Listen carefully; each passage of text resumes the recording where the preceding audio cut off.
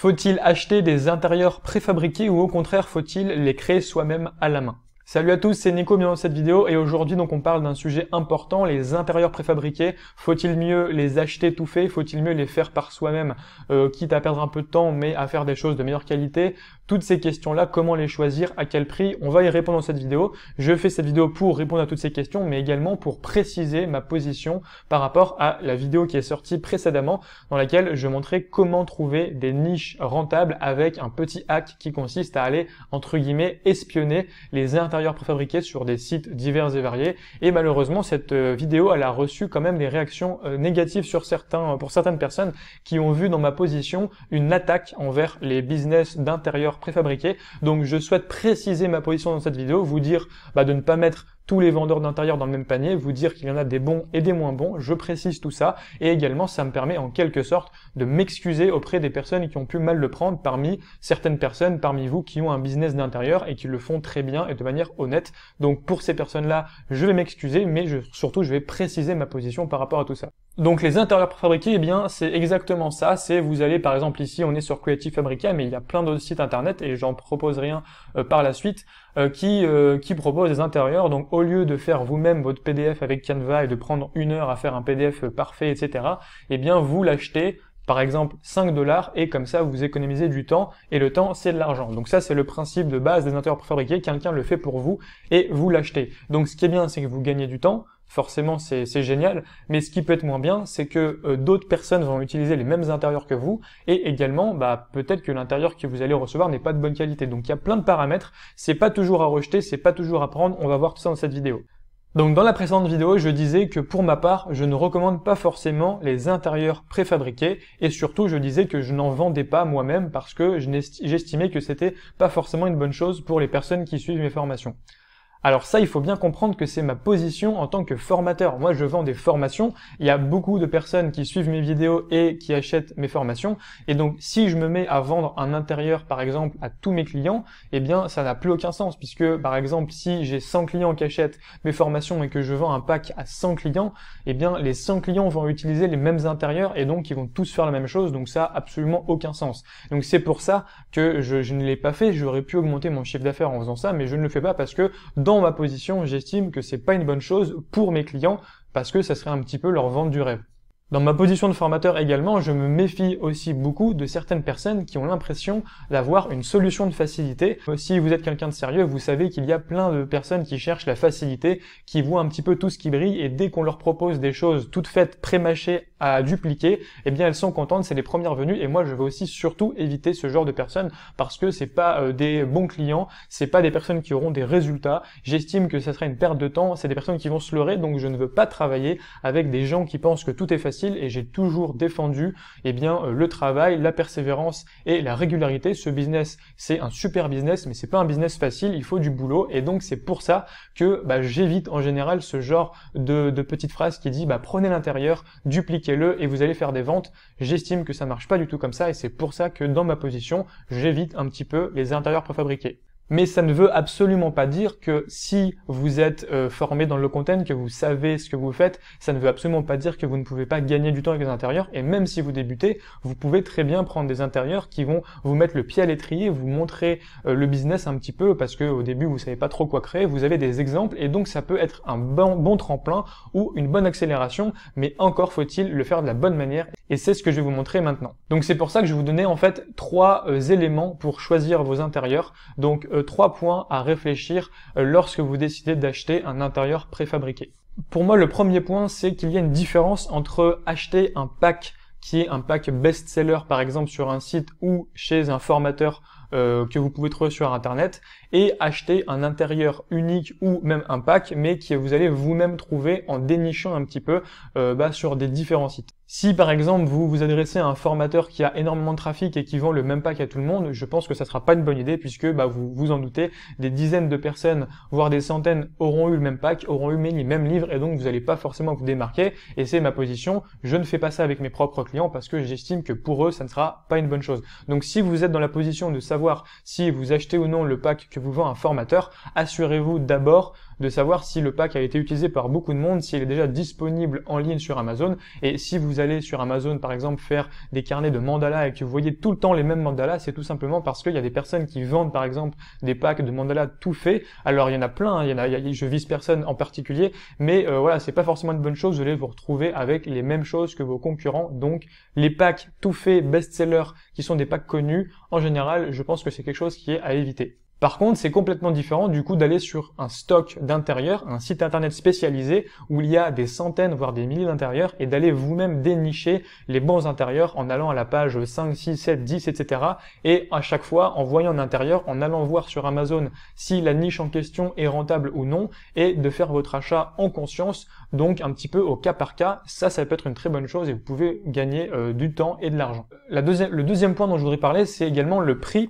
Et en fait, pour moi, le prix, c'est pas forcément un élément très indispensable à prendre en compte. Pourquoi? Parce que en général, on va pas vous vendre un intérieur 50 euros.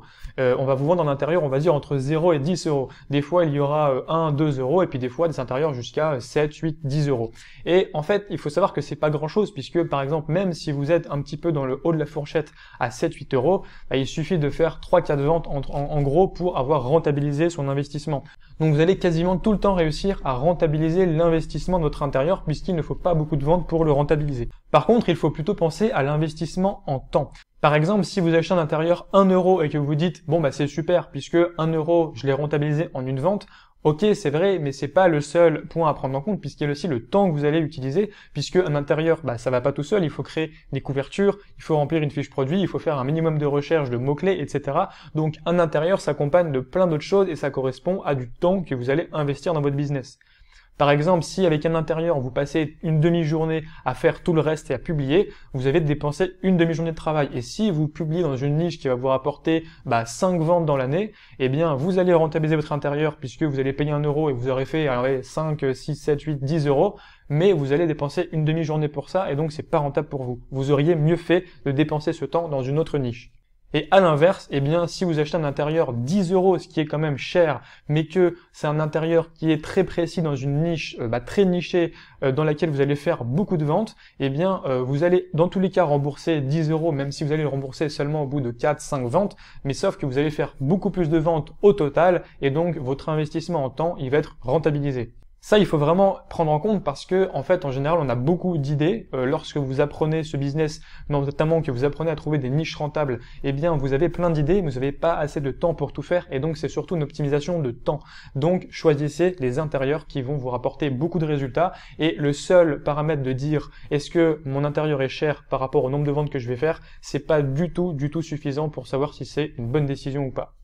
Et donc le troisième point, ça rejoint l'élément numéro 2, c'est que en général, pour respecter ce ratio entre le temps investi et l'argent que ça va vous rapporter, eh bien il faut toujours mieux investir de l'argent dans des intérieurs qui sont très nichés, puisque en fait, quand vous êtes dans un intérieur très niché, vous savez que peu de monde va l'avoir utilisé puisque c'est une niche qui n'est pas beaucoup présente sur Amazon et donc vous allez avoir plus de chances de vendre et donc eh bien voilà, vaut mieux payer 10 euros un intérieur super niché et boum, faire des ventes, ça va beaucoup plus vite. Là oui, on gagne du temps, là c'est intéressant et donc du coup c'est pour ça que je précisais ma position au début, c'est que la plupart des gens qui vont utiliser des intérieurs préfabriqués vont le faire avec des intérieurs très généralistes avec des carnets de mandalas, des coloriages, des choses comme ça, des choses que tout le monde utilise et en général c'est pas un bon investissement, alors que si vous le faites de la bonne manière en allant dénicher des petites perles à droite à gauche, là oui clairement vous allez gagner du temps.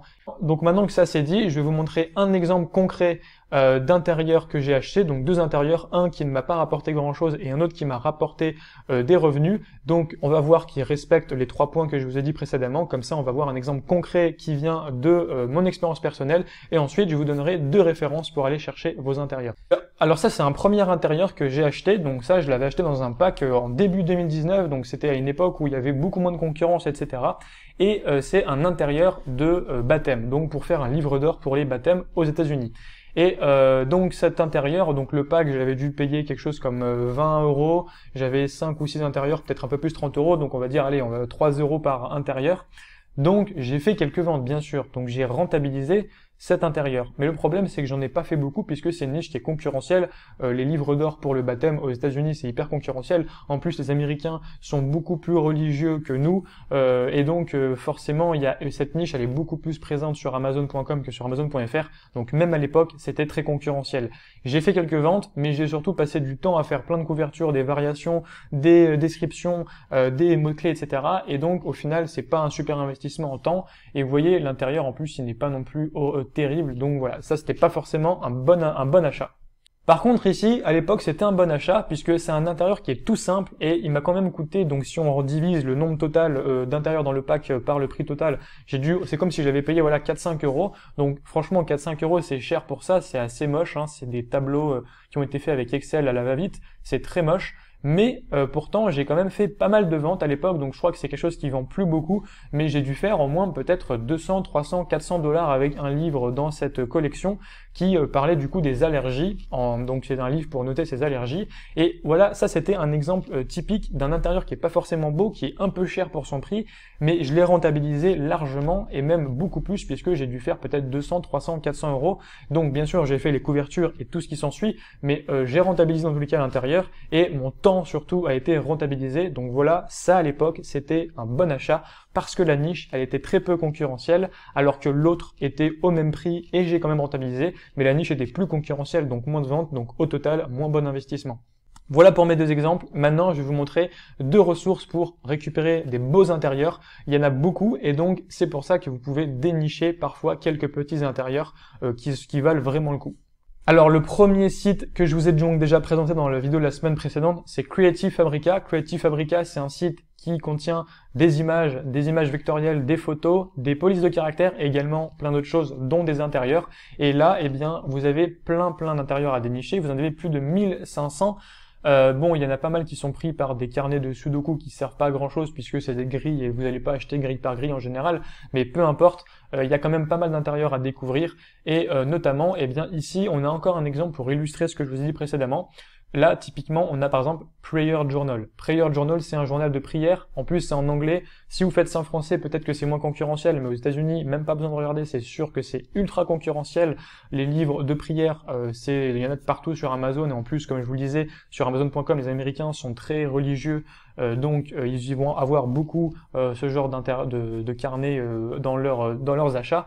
Et par contre, par opposition, c'est l'exemple que je vous ai montré la semaine dernière, c'est Headedge Tracker. Donc Headedge Tracker, eh bien c'est un carnet pour noter ses mots de tête. Et ça, c'est une niche qui n'a pas l'air du tout concurrentielle sur Amazon quand on la regarde. L'intérieur est plus cher, 5 $, mais personnellement, j'irais sans problème acheter le Headedge Tracker à 5 $ plutôt que le Prayer Journal à 1 €. Pourquoi? Tout simplement parce que je ferai plus de ventes sur le Headedge Tracker au long terme, alors que sur le Prayer Journal, je vais faire quelques ventes sans problème, je vais rentabiliser mes 1 €, mais au final, j'aurai beaucoup plus perdu du temps qu'autre chose. Et là, c'est un site, cette fois-ci d'intérieur en français, qui s'appelle KDP Fastoche, qui est un site récent. Il y en a d'autres sur le marché français, mais celui-là, c'est un de mes préférés parce que on sent vraiment la volonté du créateur de proposer des carnets assez jolis, assez travaillés, avec des prix complètement honnêtes, si vous allez voir. Donc voilà, il y a pas mal d'intérieurs différents, mais surtout, c'est un site en construction et donc le site s'alimente.